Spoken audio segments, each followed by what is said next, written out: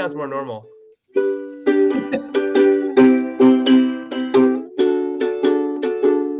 Maple syrup. See, now that was normal. That was Last your week was song. not That's normal. your song. Well, it's the Okay. 3 chords I know how to play.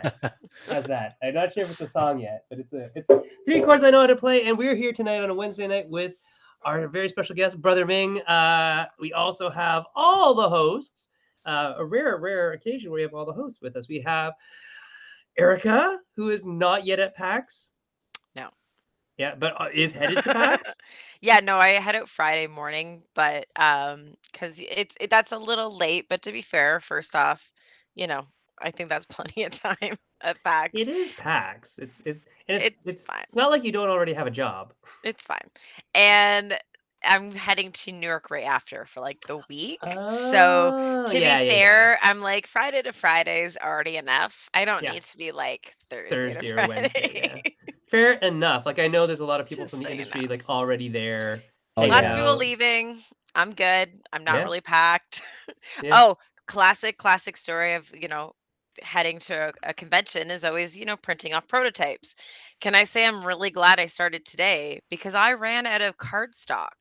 Now, Elizabeth ran out every of ink. I was gonna say, you know what I mean? It's like every designer, anyone trying to run off a prototype, knows that feeling of like, you know what? You better do that one day in advance because if you don't, there's no time to get some crap you need. Yeah. So, And Kat, yes. you're not heading to PAX U this year, right? No, couldn't fit it in, and Yeah. we're in the middle of wild kitchen renovations. Yeah, right I've seen now. pictures. That's Party. getting your kitchen back is definitely Yeah, priority. George looks very busy. Yes. Also, go to PAX Prime as well if you can. It's up in your area of the world. And Ming, you are going to PAX. Yeah, I'm gonna have a booth there. 4031. I'm mooching Oh, off of Breeze as always. I was just gonna say that sounds like Breezes. Yeah, your Breezes. They keep rejecting me from all these conventions, so I keep having to mooch. But it's just because I haven't really? had anything come out yet. I see. But once React is like actually printed and I have a product to sell, I think it'll be easier to get my foot in the door. Right. So they don't consider all the other stuff you did like official, or? Well, I'm not selling it at the convention, I right? see. So you don't I have- think product, Okay. right? Most of these conventions don't see a reason to give a person a booth if they don't have product. You know what's really first time That Kickstarters is don't kinda get weird, booths. actually, Yeah, but- first time Kickstarters, like they tend to not be able to get a booth. Yeah. So I think At least now. it's really funny because I think the number one thing people like to point out between like kind of like the two larger conventions, let's say like an Essen and a Gen Con, is one is all about how much product can you stick on a table, and one is how many tables can I put up to play. And it's funny because you don't think about that, but yeah, we don't give North America does not give table space to people playing nothing. Yeah, if you're they not don't want selling you. boxes on that, you're not coming in. Yeah, Gen Con is for you to Gen Con is for you to sell product. They don't. Yeah. Yeah, so Here's how to play the game. Oh, you want to play it? I'm gonna you can buy it and then play it later. I'm gonna take it a free gaming space over here. Yeah, and we're gonna do that. It's an interesting thing. It's a weird dynamic. Cultural. I think maybe 5 years ago they were more lenient on giving people who are like just launching things a booth, but now it's like, I mean, obviously an established publisher with product can bring their upcoming Kickstarters to demo at their booth, but they're already there because they have product. Right. Well, demo space is so expensive because it was exactly it. You need a table. Money it's gonna covered with stuff. Yeah. Spending money not to make money. Ming, tell us a little bit about yourself before we go into the actual game jam discussion. What is your origin story? How did you get into gaming? What were your parents murdered in front of you in a dark alley? Oh boy. Yes, I don't know. I don't know. Deep and dark, Ming. No, yeah. You're like, no, it was daisies and sunshine. Well, I was discovered in a manhole, being raised by a couple of rats and turtles. No, this is a great start. No, my board game journey really starts with the day I met you, Sen. Like, actually, that you had anything to do with it. No, not just really. coincidentally. That was when it started. You'll notice that we're both wearing like yellow shirts. Oh, there you go. Glasses. We're both Chinese. Yeah. Apparently, we could just be each other. There you go. I've impersonated you to try to get into parties before, son. I'm sure you have. I'm sure it's probably I'm almost just worked. kidding. It's just people know that I don't dye my hair, right? And you I'll put do, on a so cap. They'll be there you like, go. You put on "Oh, a are hat, you?" you're a Yeah, shoe in. You Especially if it has some little badges on it, then you're 100% in. Yeah. no, what you need is you just need a hat and a badge. Right? Exactly. Just go It's to like those board game nobody's industry gonna events. no one's gonna pay enough attention past that it even matters. Well, that and they'll also be really, really like, is that him or not? I can't ask him Well, because then he'll to, think that we all think he looks the to same. be fair though, and also because you're not that out and about at like conventions. No. If he decided to pull that, nobody would know. Dude, yeah, I'll be like, Nobody yeah, would don't you know? know. I'm Sin Fon Lim, famous He designer he's of your party mode. golf You didn't know yeah, about. yeah. You'll get You all want to these let me into pictures this with me party? tagged in it. It's like, what's going on here? See, Ming! that's sad. Come on, guys. You'll get Ming DP. but yeah, no, my board game design journey started basically with Proto ATL. That first Mhm. convention that was the first board game convention I went to. I want to say that was 6 years ago. 6 It was years a ago. long time ago. Yeah, Remarkable. yeah. That's about when I started. Oh wow. Yeah. Yeah. Dang, yeah, that was basically, and I went to it. I think Maple Syrup was already live back then. Oh, 'cause yeah. I That was would've been watching Maple Daryl. Syrup. Yeah. Yeah, I was watching Maple Syrup, and that's how I found about Ascend. I heard that you were going to Pro ATL because I was researching into be like how to get into board gaming, and they were like, go to your local Protocons, and I was like, okay. And then I saw Ascend was going, and then I was like, oh, I haven't seen any other Asian faces. Let me message him, see if he wants to get some Korean barbecue. I can introduce him to And we around. did. We And totally he Yeah, got said Korean great. barbecue. yes. Yeah, And it and was I then, never magic- say no to KBBQ. And it was a magical moment. but We yeah, ate a lot that first weekend. con It was was a good great. weekend. That was such a good Pro ATL, and I can't wait for it to come back next year. I Oh, went. that'll be good. Pro ATL did happen this year. That's right. I went this year. It was pretty fun. It was legit. Mhm. But yeah, I love that con. It's a fun, like very, very like I guess designer focus of just like you're just playing prototypes. As I guess most protocons are, but that's the only one Oh, I've been to. They're great places. They are great places to start. They genuinely are. Mhm. So, and you know what? If you want to, I will say one of my start was actually not only being at a prototyping convention, but also helping start one. Because guess Oh, what? Toronto doesn't have many or any at all at wow. the time. So I was like, yeah, sure, I'll help you guys start this thing that I don't know anything about. Let's do it. Yeah. But you learn a lot. Yeah, no, that was a crazy fast weekend of prototyping. I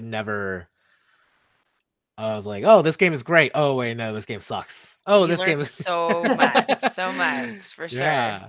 Yeah, because Oh. that was the origin of the marble game. Yeah, no, I brought my first prototype. Well, I think it was my second prototype of the marble game to Proto ATL and got it to play tested a bunch. And and then the next year I had brought it to Proto ATL again as a racing game.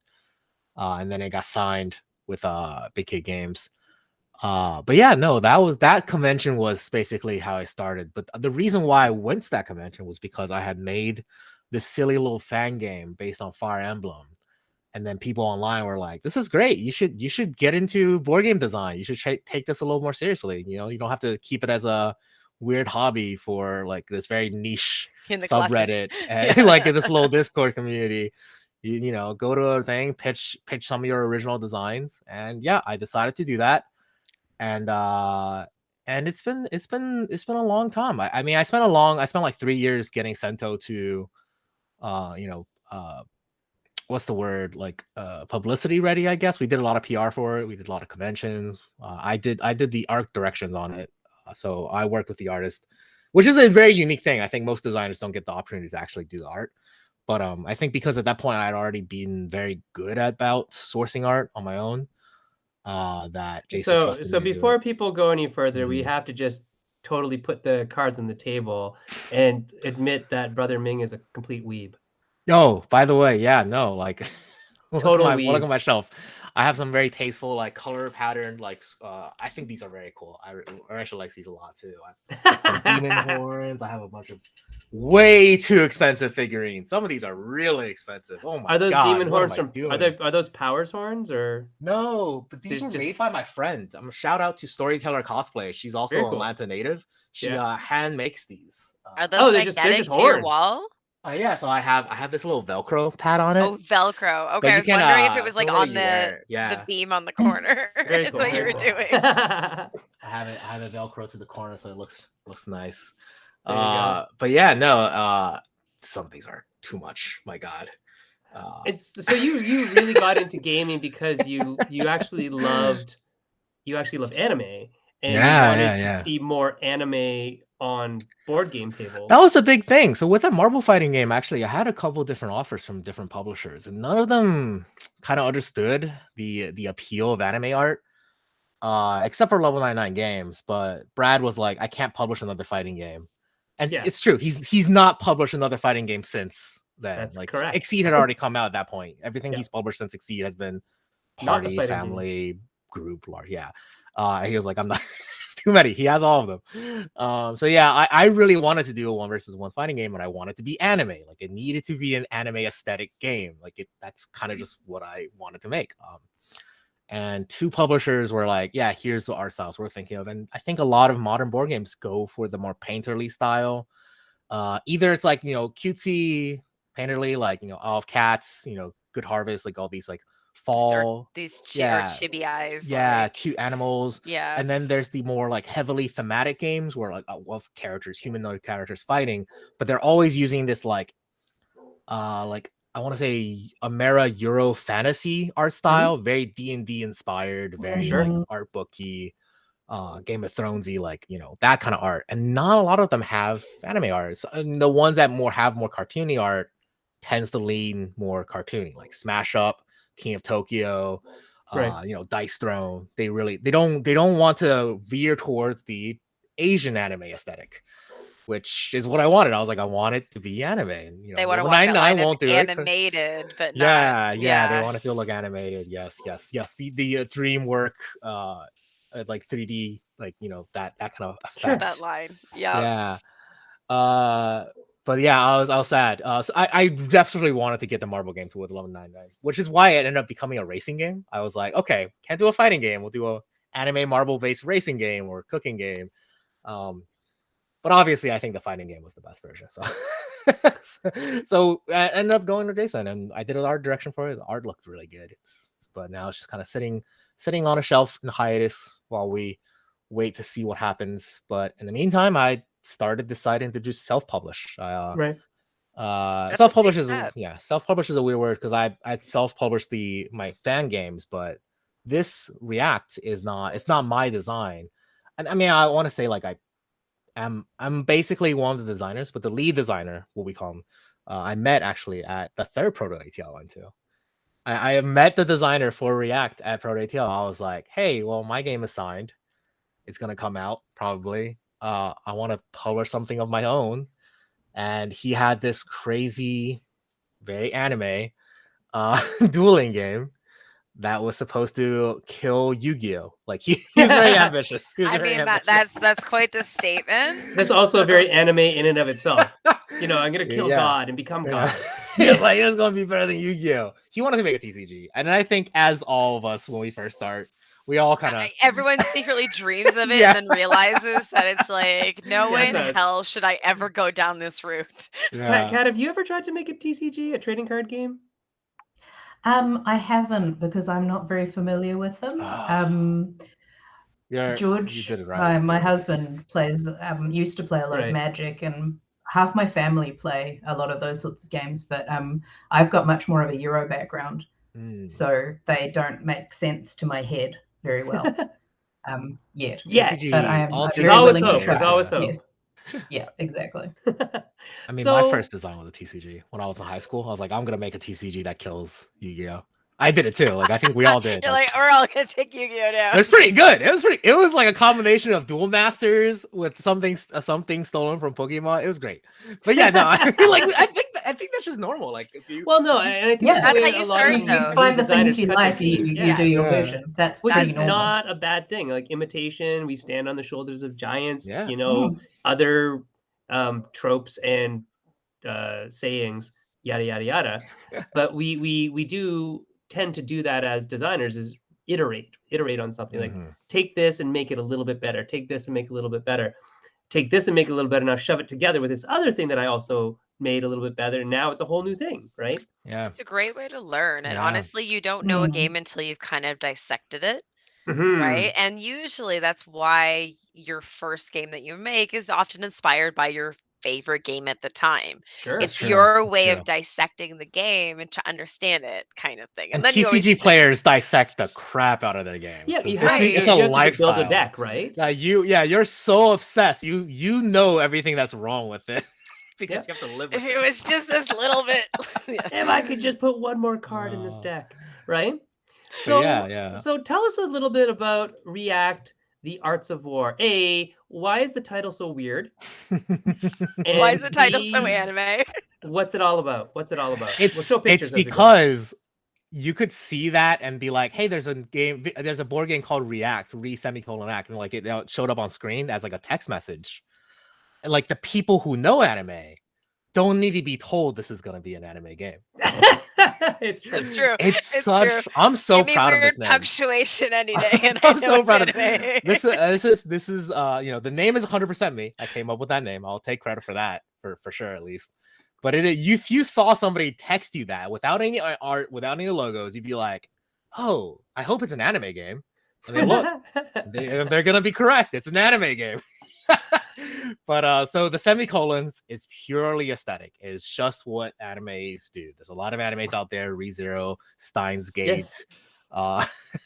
Those are the two major ones, but there's quite a few in that world. With like strange punctuation, right? But I love that this is setting up expectation. Like that is so important that it's just seeing that, like as you said, and these are the things that you hope more people think about on deeper levels.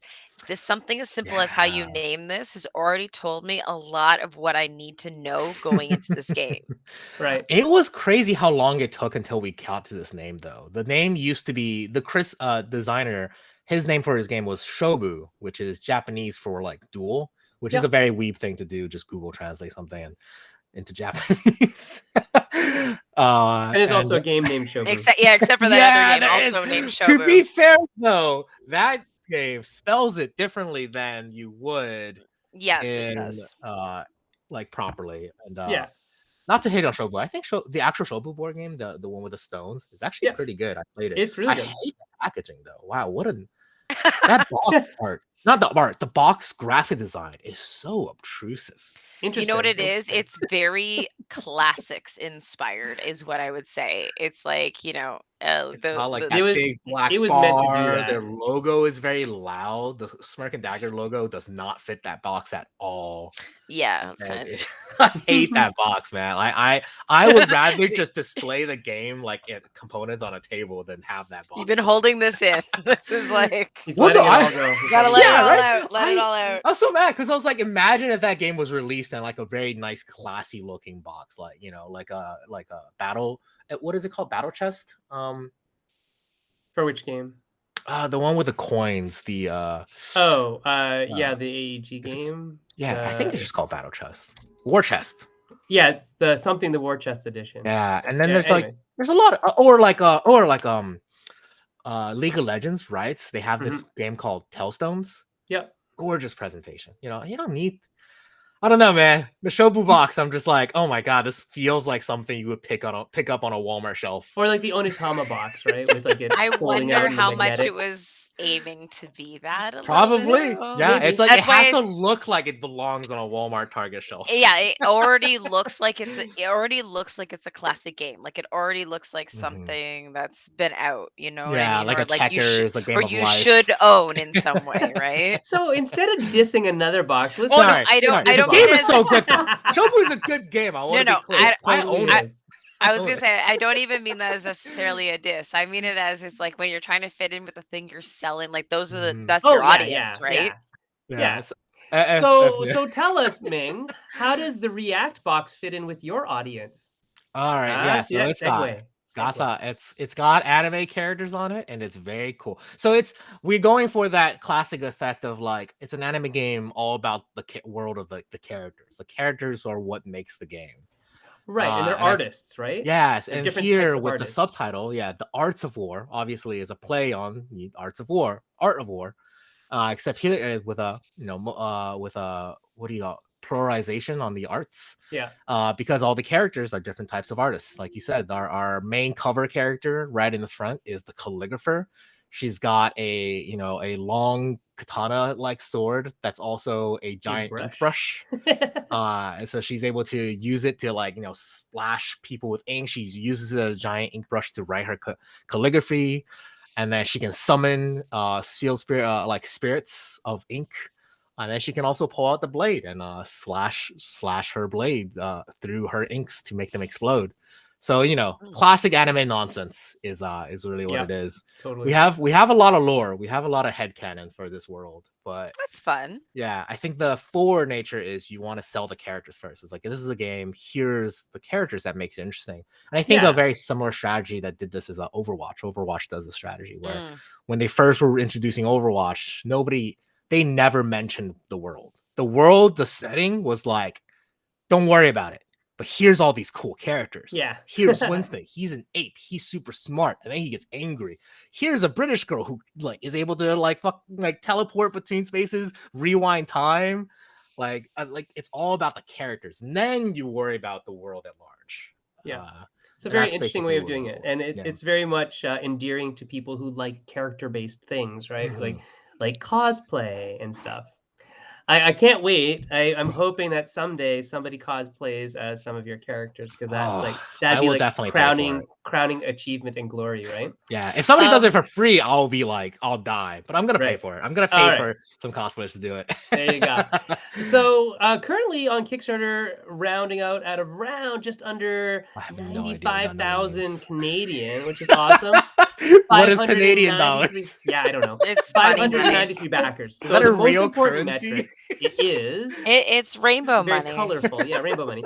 The most important metric really isn't the number of dollars. It's the number of backers, and you're close to hitting a print run, which is great. Oh man, I'm very happy. This is very exciting. When I was doing all my groundwork for the last basically year and a half preparing for this Kickstarter, we've been working on the game for 3.5 years, but really prepping, doing market research, trying to figure out how many people will back this game. All my estimates led to a total campaign of about, I wanted to say 70 to 120K. That was like my band. Yeah. And I was aiming for a day one 20 to 25K. So like to hit 40K on day one was absolutely beyond expectations. Like I am so relieved. Oh my god. Yeah, you were a stress ball before this. Oh my god, the amount of stress leading up to this game. The amount of forgetting to email me before this.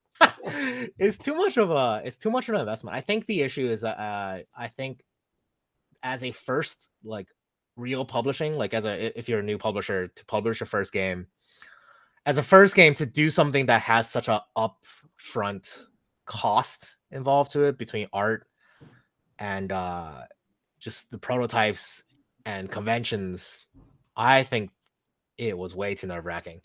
The dollars started racking up, and I was like, I hope this pays off. Well, I want to talk to you more about that. Like, I want to hear more about the combat style in just a moment of how the play works.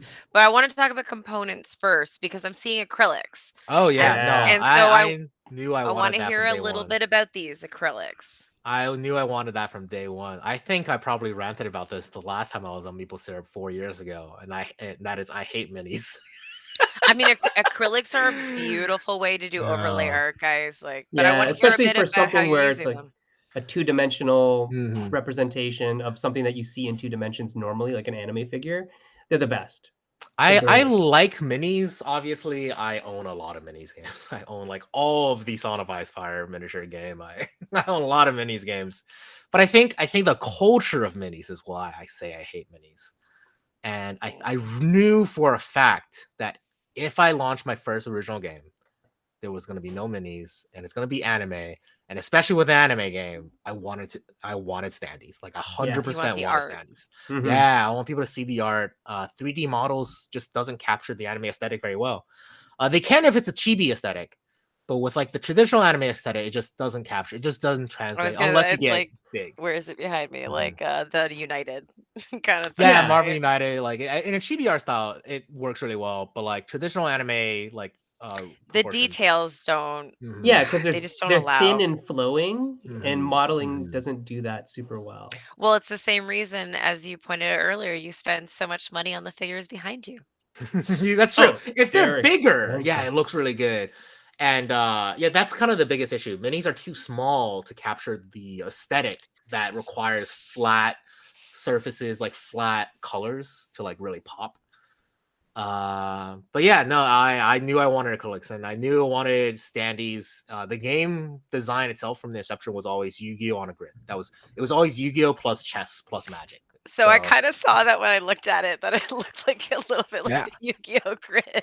It's Yu-Gi-Oh plus grid, Yu-Gi-Oh plus chess. It's exactly what this game is. The card play is exactly like Yu-Gi-Oh, but it's on a grid, which Yu-Gi-Oh doesn't have. Yu-Gi-Oh is just you play cards and they hit each other. They spawn at the beginning and and they just hit each other, and you make an attack. You trigger a trap card. So are you saying you choose on the grid where they spawn, or they actually spawn at the start? Okay, so you choose. So this game is actually, the grid is actually like a battlefield. Like there's the tactical nature of it, and the part of that makes this game really fun for me is like the like catch, right? The hook for this game is everything is based on the grid. For example, you can make an attack, and that attack will target a space. For example, your character, you have them attack the space adjacent to it. Well, before that attack lands on that space, your opponent might move their character out of that space, and then when the attack resolves, it hits empty space. So you have these programmed moves, or kind of like a magic swap your character with your opponent's character. So then when the attack lands, he punches himself. So that's kind of like what makes this game really magical. Like that's what makes it click, is that it is the Yu-Gi-Oh! Yeah, it's the Yu-Gi-Oh! Effect stack. It's like every effect enters on a stack. And then once I play an effect, you play an effect, I've activated my trap card, well, you've activated my trap card, well, I've activated my trap card, and then both players go, okay, no more things, and then resolves backwards. And so that is very classic to TCGs. Yu-Gi-Oh! Does this, Runeterra does this, Magic does this, but with a lot of caveats, because in Magic you can re-enter the stack, you can target things in the stack. We don't talk about that. Magic is very complicated, but works because they have a mana system. Whereas you can stop at Runeterra. We'll continue. There you go. Yeah. But yeah. So I mean, our team, me, Eric, Chris, the three. I'm the publisher. Chris was the guy who designed the original card game and brought it to me. Eric is my best friend, who is he's the best at games. So he role wise, he's the developer, but realistically, we all had a big hand in creating this game. But the key thing that ties us together is that we all play a lot of TCGs. Like, I am currently Masters in Runeterra. Chris goes to YCS pretty much every year for Yu-Gi-Oh! And Eric he's just the best at video games. He's just the best gamer in the world. So is it like, so it sounds like you guys pulled all your favorite parts of your core, TCGs and tried to turn them almost into a TCG tabletop? This game is meant to blend and bridge the gap between board gamers and TCG gamers. Really, our target audience are people who used to play TCGs and no longer play because either of the power creep, complexity creep, or because it got too expensive. And the second investment is quite fun for some right? of these games. Whereas our game is $60 and you own the whole game. And you're done. You're done. A single box set. That's like, wait a minute. You mean I was gonna say, you mean $60 isn't my starter set? And the other target audience is board gamers who have always wanted to try TCGs, but don't want to because of how big of an investment it is. Not just money, but time wise. It is a huge time sink to even get remotely decent at a TCG. And also just because that's where I'm looking at it from. I'm a board gamer who's never played TCGs. So if you were going to try and convert me to get me to play this game, what would you tell me? This game is very approachable. How would you explain it? It plays like a TCG in how intense it is and how you and your opponent are constantly involved trying to one-up each other with that classic phrase, "You've activated my trap card," right? You don't really see that in board games as much as classic TCGs.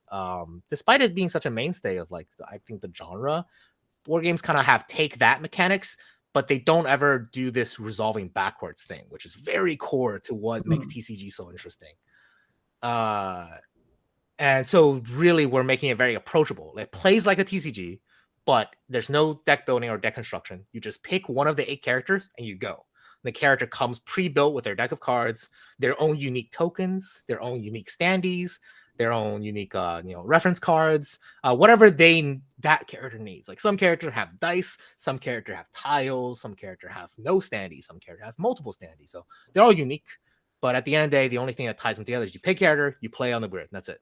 And they're all very streamlined. Yes, so it's highly asymmetrical. That's kind of the key in this game. I'm curious then what your kind of like development, kind of like balancing process was. So the fun thing that well, because you've got quite the interesting character set, and so I'm wondering, what was it like to balance these characters out? Just hundreds of hours playing at first until we finally felt like the two characters that we played the most, we can say we locked them. Like we were like, all right, we're done. And you extrapolate from them how you want to balance everybody else. Okay. And then it's just a exponential amount of testing. Every character plays against every other character at least 8 times, and swapping players, swapping who goes first, make sure nobody sweeps, and then lock one more character at a time, and then start all over. So about 2.5 years of just playing, developing, going off the cuff. And then about 6 months ago, we started that process, and we are now on character number 6. We just locked character number 6. So it's taken 6 months basically to like step by step, like what is the word? Procedurally? No, like methodically. Yeah. Systematically lock each of the characters one after another, and just in the box there will be how many characters? 8. 8. Yep. It's a lucky number. I like that. Yeah. Well, if we reach 140k, it's gonna be 9. So that's free character at 140k. Something that I thought was just gonna be a gimmick. I threw that stretch goal onto the thing last minute just to be like, because we always said we didn't want to scope creep ourselves. We always said 8 characters. That's a good number. It'll be hard to balance, but we can do it. But then everybody we demoed at cons be like, hey, it's gonna be more characters, stretch goals, and it's like I realized, despite what you say, people like seeing unlocked gameplay content. They like unlocked things. Just remember that these things you're asking to have unlocked come at consequences and costs. Yeah. Because it has to go in the box, and that increases how much. Then you gotta ship it, increases the cost of that as well, because guess what? You just made it a little heavier. Yeah. Right. All the art buys. I think that's why it's at 140k. It's like it's a very high number. The thing is like the other option is to lie about it. Is to we only have 6 characters. At 40k. Oh, look, you unlocked the 2 we already had. Which is the industry standard. Everybody does it. But I was like, our cover has all 8 characters on it. We're not gonna do this. Right.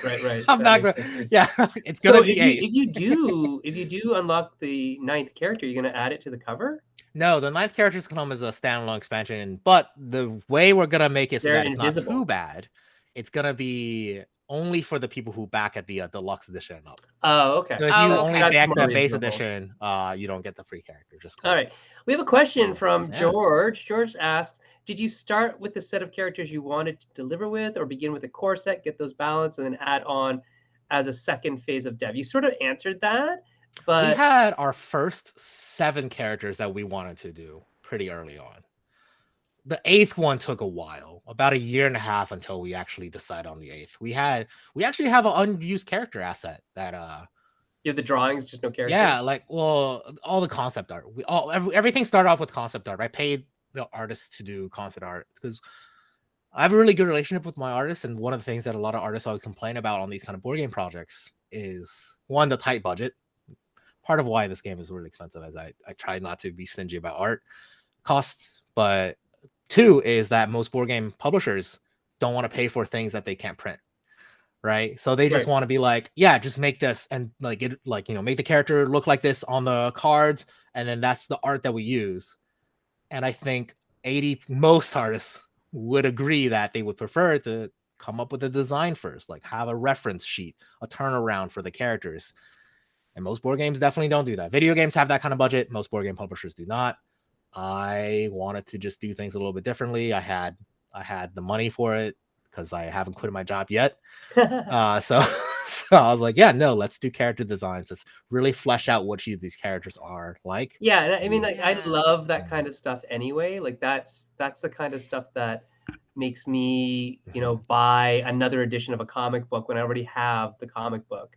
Like I'll buy it just if it has that, character art in the background or like an anime or something like that. I love all that kind of stuff. Yeah, and we're gonna have an art book at the highest tier. The all-in tier comes with an art book. Yeah, and it's gonna have all the concept art in it, all of our crazy head that canon. sounds really interesting. Right, so you're not printing it. Yeah. I'm gonna leverage it, but obviously it's not like part of the core set. It's like right. But yeah, no. So we have this concept art for this character that we ended up ditching. We were just like, no, it just doesn't mechanically work. And so figuring out that 8th character took a while. For sure. Mm-hmm. Is Harwick almost like? Are any of the characters? Yes, sir. Sorry. Would any of the characters be more the starting character? Like you should try this one if you're playing it for the first time or anything like that? Like, do you have it set up with like a learning mode of some sort? So that sort of thing. Like, can you explain that a bit? Yeah. So the way we have our demos on Tabletop Simulator, Screen Top, and also the how to play and review channels that we've done, we ask that they demo the calligrapher, our main character, our box cover character, and the dancer as the two kind of like starting, because I think they showcase the game at a high level very well, and they're probably the two easier characters to really understand, but also showcase how clever this game can get because they have very, very cool effects. But yeah, this game's biggest challenge is demoing to people because it's crunchy. It's very, very hard to sell a game. I think in the modern business, in this economy, a game that is gonna suck the first time you play. Like this is a game that's not gonna be good the first time you play. You don't get it till you've played it once. Right. You have to play this game twice. This game is designed from the ground up for people who like lifestyle competitive dueling games. Yeah, so mastery of the system is something. And I mean, the game itself is made that way because the decks are pre-built. You can't change them. There's no deck building. You will master that character. You just have to play it a few times to do that. Now, how long does a game take normally? For your first game, probably around 45 minutes. Your first game, probably around 45 minutes. But at a high level, we designed it to be a competitive game. At a high level, these games should last around 15 to 30. On average of 20 minutes per game, sometimes 10 minutes, because it's meant to be a best 2 out of 3 in a single hour type of game. Okay. We're gonna host tournaments after the campaign is done and everything, so it's a very fast game once you know what you're doing. The first time, it's gonna be like 45 to an hour, and you might not have fun. I'll be completely honest because that's the kind of game it is. It really has a target audience that has to want this kind of mastery type game. Yeah, I like that you said that you're going to do tournaments. How are you building tournament support? What are you going to do? Yeah, so I have already done tournaments for my fan games, which is crazy. Anna's Roundtable, my Fire Emblem fan game at Gen Con, we've done 3 online tournaments where the prizes were the top 2 winners for the first 2 tournaments, and then top 4 placers got to pick any character they wanted, and then I paid for the art, and then they get to design the card, and it got released as a promo card. Oh, that's really cool. And people get really sweaty. The competition we've done, the last tournament we did online, we had 38 players, and it was real sweaty. We did Swiss until there was top 8. I actually did not host it because I wanted to compete.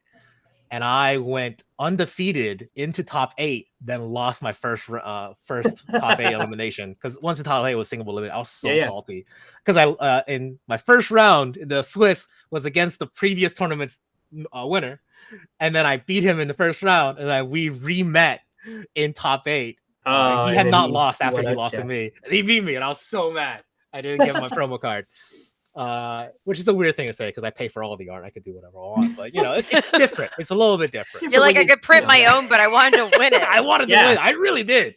But we did 3 online tournaments. They got really big, and then Gen Con. I was like, I'm going to Gen Con for the first time. If anybody who's a fan of this game, we'll do an in-person tournament, and 12 people showed up, which blew my mind. I was like, what the heck? Some of them showed up in cosplay. They showed up in Fire Emblem cosplay. It was so cute. It was genuinely the coolest experience of my life. I was like, dang, this is the highest I'll be as a board game designer. I was like, this is amazing. This makes it all worth it. You made the day for 12 people. No, that's seriously. It was so that's cool. Impressive, Yeah. right? So I think for React, we're gonna do very similar. We're gonna do online tournaments just because I have a lot of experience running those now. And then at major conventions like Gen Con and PAX Unplugged, probably gonna be the two that we do in-person tournaments as well. And the prizes, we haven't figured it out yet. I was gonna figure that out after the campaign funded. Okay, well, we'll have to get back to tell us about that. But I'm really intrigued about these online tournaments. So how are you running them? Are you running like a Discord? Yeah. All this kind of stuff. Yeah, I use my Discord. We use Discord. We use a chess Swiss bracket online widget tool, whatever. One of those free chess tournament tools. And then we use ScreenTop. That integrates into the Discord? No. It's just, okay. One person, usually me, but the last tournament somebody else did it. Just enters everybody's name, and then at the end of the hour, everybody has to report what, like, did I win? Did he win? And then the widget tells the matchups again, and you send them off. It's kind of like a local tournament of Yu-Gi-Oh! Like if you went to a Yu-Gi-Oh! Local on the weekend. It's just everybody gets their names in, you get your matchups, you go to a Discord room to play, you come back, report who wins, who lost. It just sort of organizes it all. Mm-hmm. And so you've been doing this over ScreenTop GG? Yeah, this is very important. ScreenTop is really what facilitates online tournaments a lot.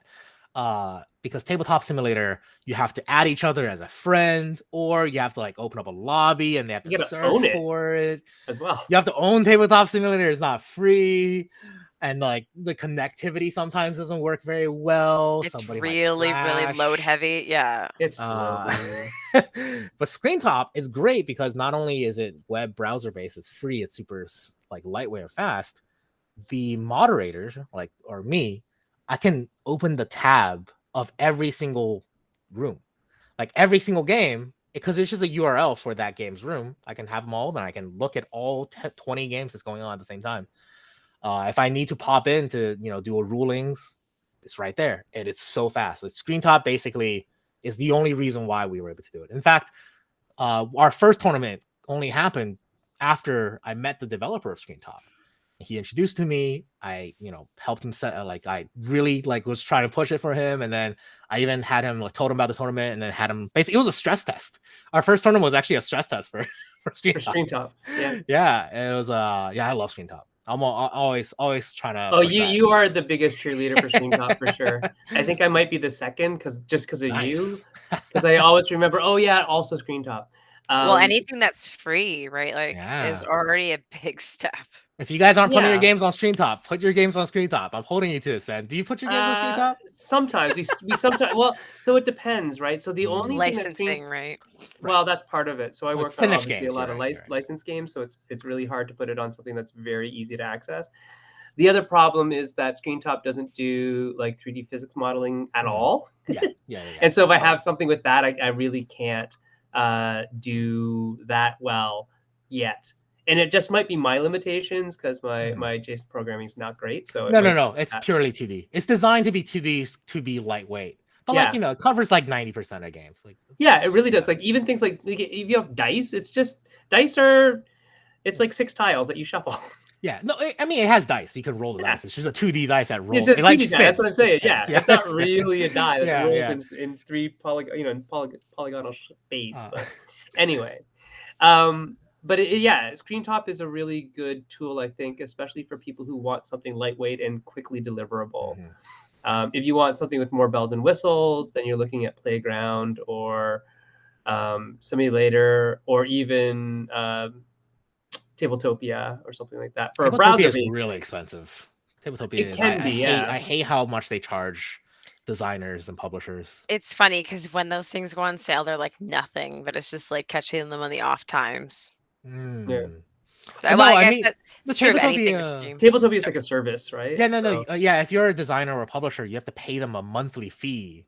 To be fair, I don't use it a lot. So. I don't like it. Don't use it. Good. Avoid it. I'm anti because I'm pretty anti software as a service in general. I think I understand why the entire industry is going that way, and I'll explain it, but I don't like it. No. There's a lot of things that Ming does not like that other people are like, we like it just fine, or we're okay with it. But Ming's like, fight the power. I pay so much for Adobe every month. My God. Okay, so let me ask how much you've paid for Fire Emblem Bling. Oh my God. See, well, okay. But the statues I own, that's a one-time purchase. It's a one-time purchase. No, I'm talking about like the costumes and stuff, man. Oh, the gacha games. Oh, I have weaned myself off gacha. Good. Okay. I spent too much money. I weaned off myself off Fire Emblem for you. So there you go. Yeah, and then I got back into Genshin, and I dropped like too much money on Genshin, and then I had to wean myself off again. It's just, yeah, gacha games are bad. No, they're also software as a service, so they terrible. Totally are. Yeah, very very anti loot boxes and gacha in this house, even though I buy them. Well, then don't buy them. That's the problem. Well, it's like a drug, right? It's just like, you can objectively say that smoking's bad for you, but still smoke. Like my dad will tell me, oh man, like don't smoke. He smokes like, and he'll smoke a whole box a day. So It's fair. So anybody out there in Meeple Serpland, you have questions for Ming about React, please get them in the chat. What else I want to know what the heck masterpiece cards are. Yeah. Let's show some stuff here. So I'm going to show, because at the bottom of each character set, I see this beautiful spread of 3 cards for everybody. What is this? Yeah. So if you scroll down even for, actually, if you scroll up, the first character is my favorite, the calligrapher. Okay. Hers is the calligraphy on her cards are actually written by the designer's parents. The masterpiece one is written by his dad, and the ones on her actual cards, if you scroll up, are written by his mom. And also the calligraphy in the trailer are all written by my grandfather. He passed away, so he couldn't actually contribute game components. But rest in peace, Grandpa. He raised me for sure when I was a kid. But yeah, the masterpiece is essentially, all the characters are different types of artists. So every single character has essentially a masterpiece that mechanically is like a super meter. So if you think about, the super meter, EX meters in the fighting games, throughout the game in React, you will be progressing your masterpiece by building these cards on like a one-dimensional tic-tac-toe lane, like just a row of spots. And once you have all 3 of your masterpiece cards built on this row of slots in the correct order, touching each other, then your masterpiece is completed. You finish your masterpiece, and when you do so, your character ascends and unlocks their finishing moves, which is why I compare it to a super meter. You'll flip your character a card over, they get a ultimate finishing move, and it's very, very, very flashy. It's great. It allows the game to have like this kind of secondary back and forth system, but also allows the game to ramp up in intensity as like characters are about to complete their masterpiece and unlock their finishers. It adds a lot of threat and pressure to the game. Yeah, things get real. And all the characters have different types of finishers. Some characters have real finishers, like the calligrapher. She unlocks a finishing move that she can then use to basically cause all her spirits to explode like bombs. Whereas other characters, like the dancer, when he ascends, he doesn't unlock a move. When he just gains 3 resources, and then he immediately descends. But those resources are very powerful, those frenzy tokens. So everybody kind of has different finishing moves. But yeah, they all different, and I think it just actually kind of reinforces this idea that they're all artists. We have a way, component-wise, to showcase, their artistry. Also, they double as life points, which is really nice because each character only has 3 life. The objective of the game is to deal 3 damage to your opponent. You have 3 masterpiece cards. Whenever you take a damage, you just flip one of them over, and they become black and white. They still work as the mechanically. Nothing changes. They just track your life, which is really, really neat, I think. Yeah. Oh, that's cool. Mm-hmm. So we have the dancer, we have the calligrapher, we have the painter. Yeah. There's the tagger. And there's the tagger's masterpiece card. That was when Erica was going on. Ooh, I like that one, she said. There's a couple of them that I really liked. There's a sculptor with his... I like this character too. I like this character. Have you ever watched Naruto? There's a character called Deidara. Basically, kind of inspired by that. He's a sculptor. He has these little clay buddies that he creates from like living clay that he's like able to control. He calls them buddies because they're his little friends. But realistically, they're just claymores. They're all bombs. So he sends them forth, and then to surround his enemies and then they just blow up. And we have the tattooist. Oh yeah, she's Alice in Wonderland themed with these little ink bunnies that she can put tattoos on, and whatever tattoo she has equipped changes her powers. Very, very cool. Oh, very cool. Very cool. And then the animator. Oh yeah, this one's one of the cooler ones. He doesn't have a deck of cards. He's an actual programming character, so he literally programs the board with different animation frames. So like a frame that says a character will run, a frame that says a character will punch, and then his characters only do what the frames tell them to do. That's So awesome. He literally programs what his characters are going to do onto the board. Right. Very, very cool. And he has 3 characters that he they're moves the around. Okay, 12 FPS Chan, 24 FPS Kun, and then his finisher, his ultimate is summoning 60 FPS Sama. I was waiting for the Sama on there. There you go. But yeah, all the characters are very, very zany, very wacky, very anime. It's just trying to be out there, just like, with very, they have very unique silhouettes, very unique styles, and a little bit of a loose interpretation on what art is. But that's what makes it fun, I think. Lots of things can be art. We have the fortune teller. What does she do? She's the art of manipulation. Oh. she's our game's villainess, basically. So she's the lore wise, she's the villain of the story. And but mechanically she gets to play her cards face down onto the stack, and she just does all these mind games. Very, very cool. There you go. Very cool. Then you have Emerson and Jonathan and some guy named Sen talking about the game. I collected all the Asian people. I noticed that. I noticed Nick is there. And... all the Asian designers in the industry try to fit them in. These are all the standees. I love the standees. I think they just look so good. Yeah, and they can carry things, which is really what makes it really nice. What do you mean by carry? Like the base can carry things? The base can carry tokens. So if you actually scroll all the way down to the video section, it showcases this, because one of the cool things about standees that makes them practical is that, say you want to apply a status token to a character, you can put that status token on the character's base, and then when you move the character, the token stays on him. At the very end, there's a section with videos, like YouTube reviews and stuff. Sorry. I thought you meant like one of these. Yeah. If you keep going, I actually even this is actually one of my favorite things about the game, Ming, because Ming and I have played the game together. Was these action tokens, and they have directionality and they have sequence. So you can use them for lots of different things, like pointing to who's going to get hit by what, pointing the directionality that something's moving. And I thought that was a really cool way of doing things to, help visualize what's going to happen on the grid in what order. And I love that. I thought that was great. Thank you. Yeah. Lots of tiny little things. I'm very happy of how this game came together to be such a complicated game, but very, very elegant, I think. Skip over that for sure. Oh, the one with your face? Yeah, I would definitely skip over that. But yeah, at the end of this section, there's a video of me holding up a standee with my cat to try to. There you go. Yeah, so you can see it right there. Yeah. It's a very short video, but I just showcased that you can carry it around; it won't fall off. But that's basically it. It's very, very nice.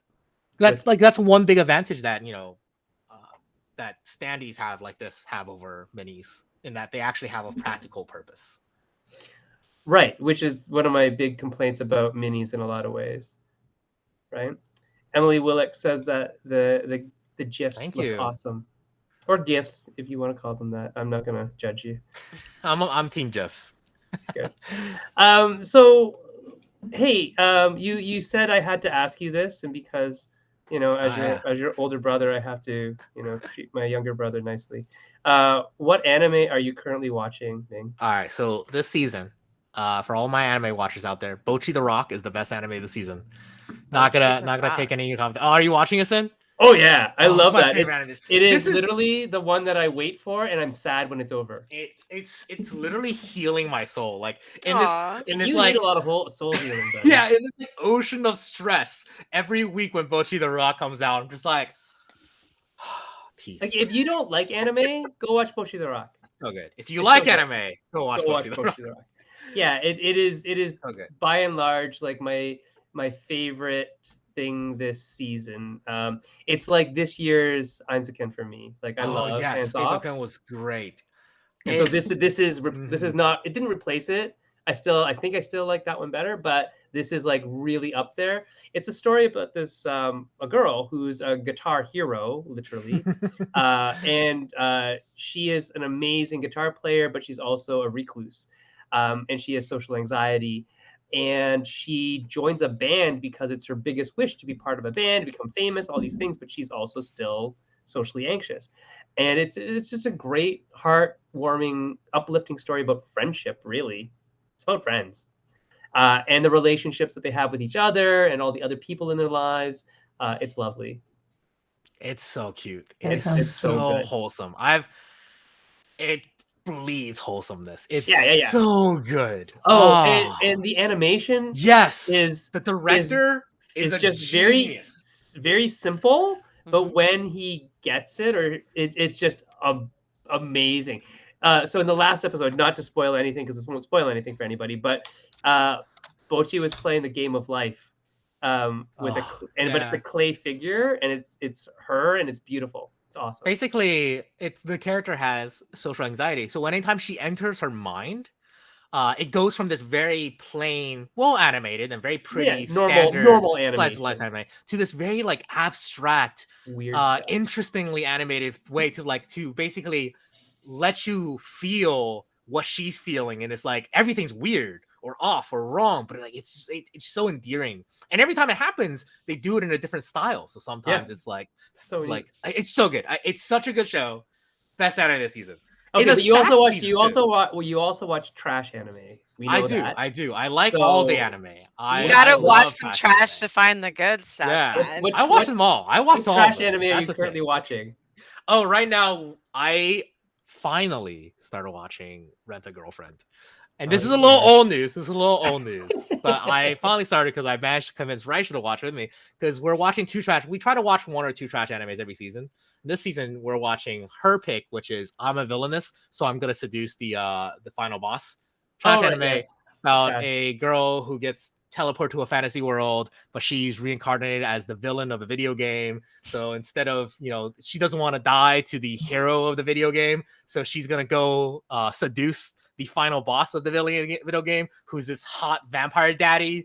And so he seduces him, so he becomes his husband. So then the hot vampire daddy protects her, even though she's the villain.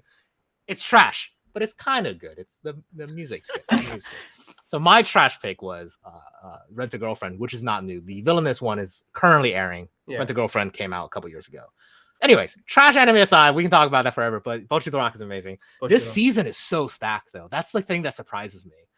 That this season has a new Gundam, one of the best Gundams in a long time. Yeah. Really, really good. We have Mob Psycho sequel. It's the best Gundam since Iron Blood.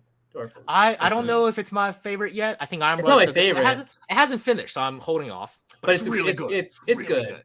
It has some magical school kind of weirdness to it, but I'm okay with it for now. And then Mob Psycho sequel, which is amazing. Mob Psycho is one of the best, like kind of the goats, like super, super good. And then Bleach came back.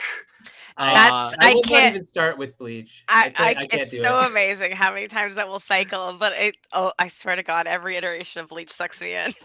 It's just like the season stacked. I can't help it. How much good anime is this season? If it comes back, I gotta do it.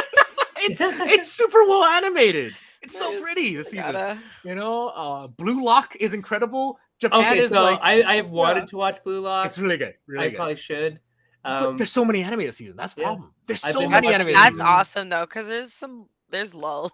Yeah, no, this is a crazy season. It's a good season. It's season 7 of My Hero. And... Okay, My Hero came back too. I gotta get that too. I gotta get back in. It's season 2 of Spy X Family. That too. We're watching. That's also quite wholesome if you like wholesome stuff.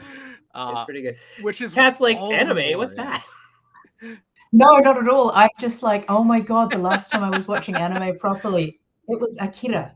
Oh, that's also a long time ago. Very good. Very good.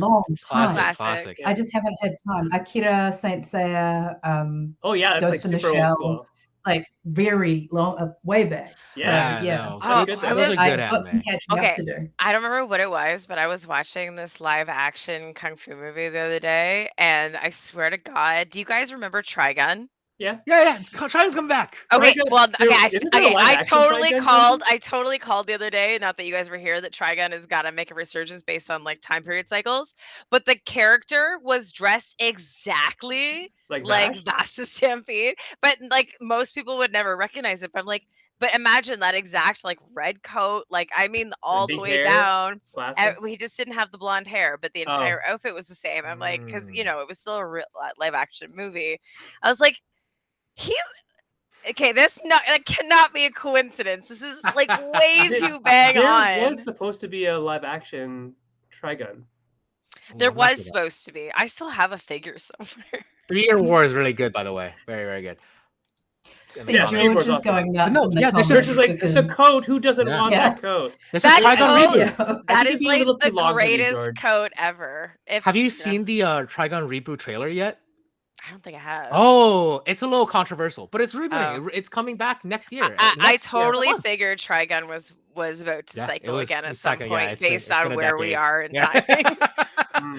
But the reboot looks really good. I think it looks really good. I loved that series so much very when it first excited. came out. Okay, sorry.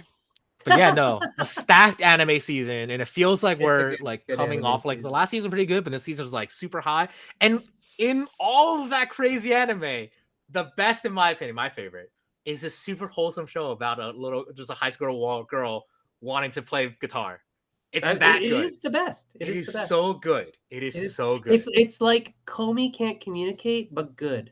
Oh yeah. I wasn't a huge fan of Comey. I Me think it was either. okay. It was all right. It was okay. It just felt like another one that'll come. It's good, and then it'll go. My thing about Comey is just that she's like so perfect, and this is her only fault, and like okay, but Bocchi's like messed up in many regards. Yeah, it's a very cliched. Just like it's a good cliche comedy, kind of like Spy Family. Spy Family like doesn't do anything that surprises me. It's just okay. It's just good. I like it. It's pretty. It's very pretty. Very pretty. Yeah. I think we gotta wrap up, you guys. But we'll totally talk talk I off. love that. I love We'll talk offline about anime another time. Anybody who likes anime, you'll like React. Yeah, there you go. So to bring it full circle, bring it back to the let's bring it back to the topic of the day, which is React: The Arts of War, currently on Kickstarter. Ming is the publisher and developer / art director. A little bit of everything. The designer's Chris Lin. Eric Zarang, co-designer. Probably related to me in some way. Same last name, we just pronounce it differently. And Eric Zarang, there you go. Yeah. It's a pretty Wiki Lotto card and Locksticks, 2 Filipino artists, friends of mine, and it's a very heavily Asian themed game, and I will throw a little shade in that we're the only anime game coming out in English for English that is actually made by Asians. There you go. Not to. Every time I see a new anime game come up on the Kickstarter, I'm like, oh, exciting. And then it's like, there's not an Asian person. So I'm like, this is a little weird. Why is this happening? I don't know. It's like going to an Asian food festival and then all the chefs are Mexican. You're like, okay, the food might be good, but what's going on? Very cool. Very cool. So that has another 27 days and they're already at 100,000. Yeah, it's Canadian. 100,000 Canadian. Which is the like magical 60 or 70,000. Well, that's about currency. That's a bit less than 70,000. But at the same time, it sounds so much better. It does sound so much better. And you're going right into PAX weekend, so hopefully people, if you want to play the game, get to PAX. What's the booth number again? 4031. Just look for Breeze. Yeah. Just look for Breeze. You'll see my booth. I have huge. Yeah, I have huge banners. There you go. And I have giant life-size cutouts of anime characters. Like you're as you should. Yeah. And maybe Erica, you can go check it out while you're there. No, I'll go say hi. Yay! My Saturday morning, I'm actually taking like con newbies around for the first time. Oh wow, nice. So we'll see how far we make it. But I was like, that's nice. I will walk you. Which con newbies? Con newbies from Spin or con newbies in general? No, in general. So That's so friends nice of you. Shannon's are coming for like it's their very first con ever. They're puzzle designers. So I was like, I'll walk with you. So I'm gonna walk them on Saturday. Very nice. Oh, that's so awesome. PAX Unplugged is a good Comms are first so start. Golden hands. intimidating. Yeah. It's really Excellent. good food. There's a lot of good food around PAX. Yeah, the Chinatown's Chinatown's right next awesome. door. Okay, It's really Philly good food. sucks in so many ways, but it is literally the food town. If you like I food, love it does food, not yeah. rival anything. Don't go for any other reason, but the food is amazing. That's why I usually went, because it was right next to a bunch of bubble tea places. Princess Tea House is great. Chubby Cattle, if you have money to burn, like it's great. Who Great doesn't have food money to scene. burn in this economy? Well, let's see. You can find me at Senfeng Lim on most socials. Erica, where are you? Erica Buuros, also on basically, it's probably me if you find it. Yeah, there you go. And you can find Alara at TT Void. Kat, where are you at? Drea Inc. on all the things. On all the things. And Brother Ming, you are at? Yeah, Brother Ming Game, not games, on Twitter. Singular game. Yeah, singular. And then Brother Ming Games everywhere else. Twitter has a hard character limit. I guess so. Oh. That's it. That's right. And you can find us all at Meeple Syrup if you'd like to chat with us there. And if you'd like to support what you like seeing tonight, you can reach out at patreon.com/Meeple Syrup and look for one of the tiers that meets your needs and sign up for a recurring donation. That'd be great. Hey, Ming, do you got any final advice for people who are trying to make games out there? That's right. We're going back. The classic question. Yeah. I think most people say just do it. Just do it. Obviously, good advice. You can't do something without starting and taking the first step. My favorite quote these last couple of years is from the Stormlight Archives, Dallin Arcolin. The most important step a man can take is the next step. So just take that next step. If you have an idea, turn it into a prototype. If you have a prototype, turn it into a pitch. And also, you should consider making games that revolve around characters and are filled with anime nonsense. And also, your first game shouldn't be completely art intensive. Maybe go a little more abstract so you can save money. Art is kind of expensive, but it's also so good. Very worth it. I'm very happy with the investment and that it's, wasn't a waste and that it exceeded my expectations in every way. I'm very excited. Very happy that people are responding to it. Yeah. Yeah, I might just get the deluxe just for the art book because the art is awesome. Yeah. The art book that print that we're gonna drop on the 20th is gorgeous. Awesome. It's gorgeous. Well, everybody out there, check it out on Kickstarter, React, The Arts of War. Let's take a look at what's coming soon for us, everybody. Here we go. Solo on. We only have 2 shows left this year. Ming, you were lucky you snuck in at the last minute. Next week, December 7th, is our host panel. We're going to be talking about Kat and her first con in America. I believe. Was it your first con in America? It's the first big one. We went to Evergreen. Oh, okay. So as well, but that was really, really little. But this was the first is completely different and game design related one, right? Oh, Evergreen is game.